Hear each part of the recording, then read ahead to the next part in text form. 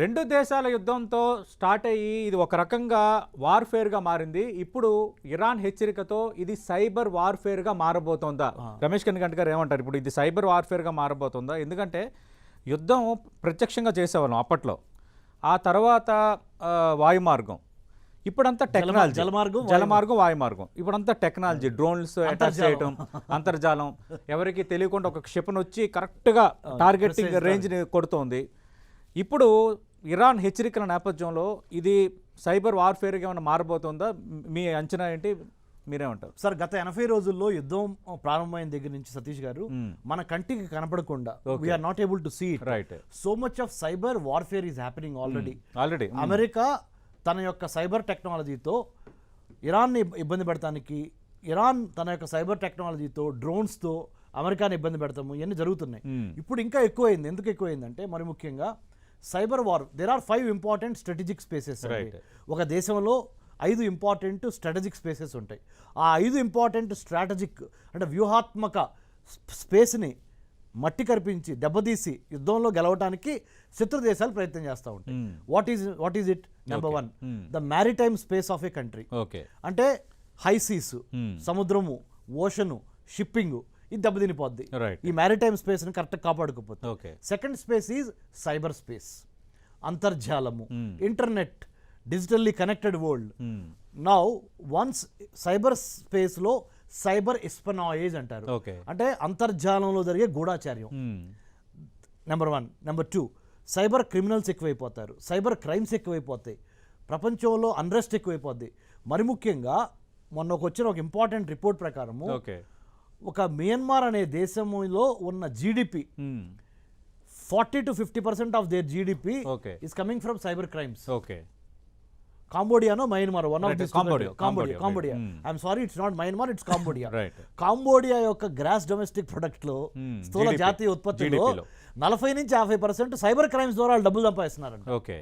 So ఇలాంటి తరుణంలో ఈ సైబర్ గ్యాంగ్స్, సైబర్ క్రిమినల్స్ యుద్ధాన్ని ఆసరాగా చేసుకొని అంతర్జాలంలో ఇంకా మాయాజాలం చేసి కార్మిక, కర్షక, వృద్ధులు అని చూడకుండా, మహిళలను చూడకుండా, బ్యాంకింగ్ రంగం దగ్గర నుంచి మిగతా ట్రాన్స్పోర్ట్ దగ్గర నుంచి అన్ని రంగాల్లో సైబర్ ఎస్పనాయేజ్ స్టార్ట్ అవుద్ది, సైబర్ క్రైమ్ స్టార్ట్ అవుద్ది.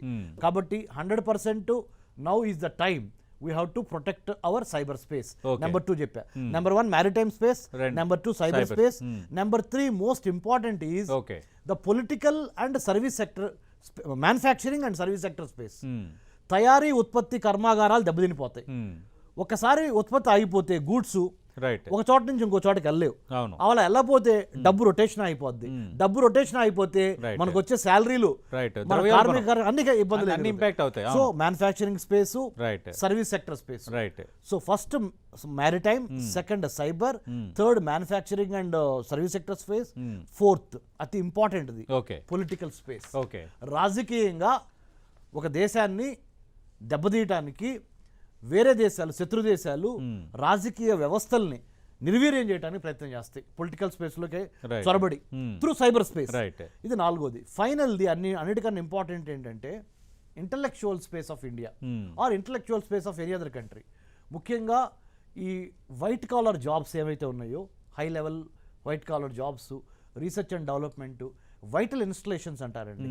ఆ వైటల్ ఇన్స్టలేషన్స్ అంటే ఏంటంటే ports, airports, rocket launching centres, thermal, nuclear, water, hydro electric projects, railway lines, banking వ్యవస్థ, మెడికల్ హెల్త్ వ్యవస్థ, ఇవన్నీ దెబ్బతింటానికి ఇంటలెక్చువల్గా వాళ్ళు చాలా అంటే బ్రెయిన్ స్ట్రామ్ చేసి, మేధోమదనం చేసి దెబ్బ కొడతారు. ఈ 5 స్పేసెస్ యుద్ధం వచ్చినప్పుడు మనం కాపాడుకోవాల్సిన అవసరం ఉంది. కాబట్టి ఇప్పుడు we have to be more proactive, not reactive. No reactive foreign policy, no reactive defence policy. We should have proactive foreign and defence, economic. మన ప్రిపేర్నెస్ ఎలా ఉండాలనేది కూడా మనం మాట్లాడదాం.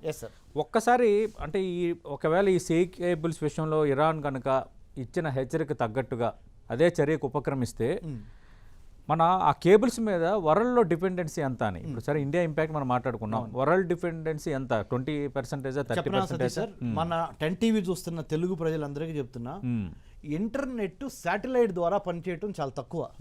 ఇంటర్నెట్ అండర్ సీ కేబుల్స్ ద్వారానే ఇంటర్నెట్ ప్రపంచం అంతా కనెక్ట్ అయి ఉంది. ఓకే.